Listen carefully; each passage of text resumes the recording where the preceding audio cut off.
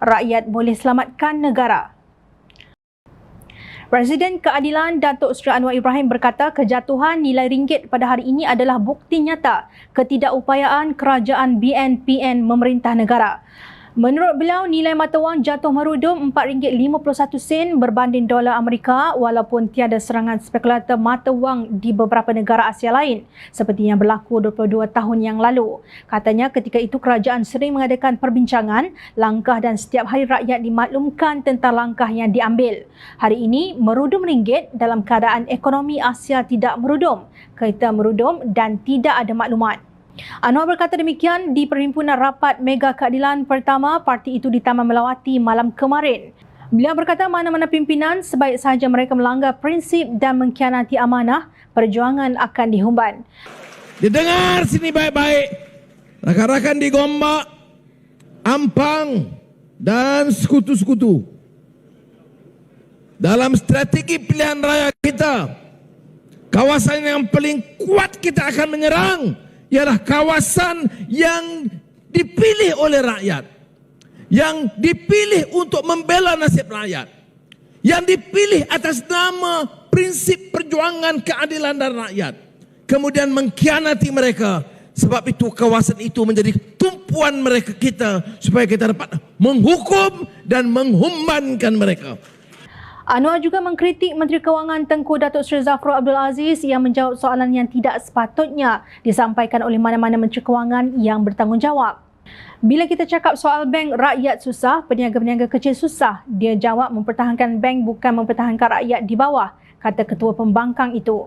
Parlimen Gombak disandang oleh bekas Timbalan Presiden Keadilan Datuk Seri Muhammad Azmin Ali yang didakwa sebagai dalang langkah Sheraton pada Februari 2020. Turut bersekongkol dengan Azmin ialah Presiden Bersatu Tan Sri Mahyadin Mat Yassin, Presiden PAS Tan Sri Abdul Hadi Awang dan gabungan Parti-Parti Sarawak yang diketuai Tan Sri Abang Abdul Rahman Zohari.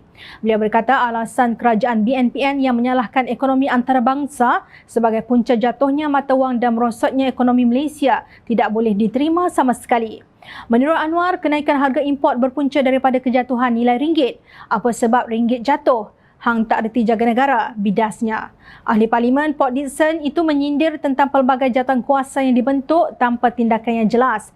Harga jatuh kerana orang tak yakin, pelabur tak masuk, Menteri Umum 8 bilion ringgit sana, 10 bilion ringgit sini tak tahu pergi ke mana.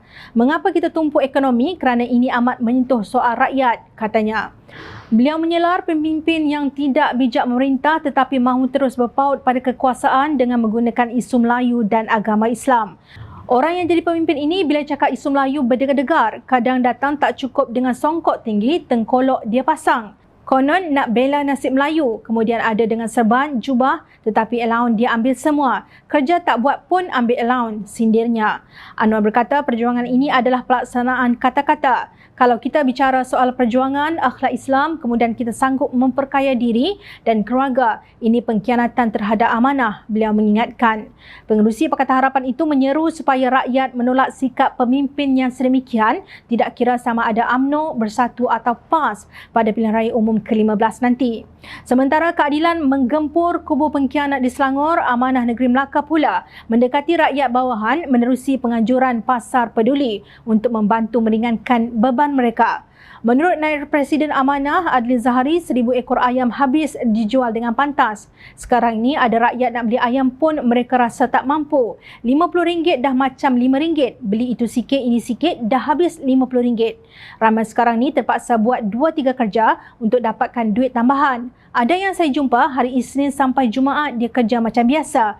Hari Sabtu dan Ahad dia terpaksa kerja part-time, potong rumput rumah orang. Masa untuk bersama keluarga dia terpaksa korbankan, tegas Adli. Beliau menjangka keadaan ekonomi negara akan lebih sukar pada tahun hadapan. Harga barang akan terus melambung tinggi. Jika keadaan ini tidak dibetulkan, saya bimbang lebih ramai rakyat yang akan mengalami tekanan perasaan dan boleh meningkatkan kadar jenayah serta kadar bunuh diri di negara ini, ujarnya. Pemimpin UMNO dan PAS yang dahulu mengecam kerajaan Pakatan Harapan kononnya gagal menguruskan ekonomi negara, kini terkedu dengan data-data yang diterbitkan oleh agensi-agensi kerajaan sendiri seperti laporan audit negara, kadar inflasi, pengangguran, pelaburan asing dan lain-lain yang tidak memihak kepada mereka.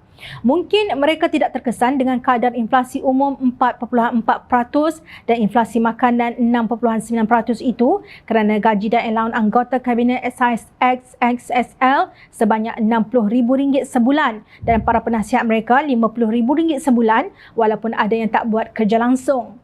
Justru, tukarlah ketika kalian masih ada peluang untuk berbuat demikian. Itulah yang sebaik-baiknya jika kita sayang anak cucu kita dan generasi akan datang.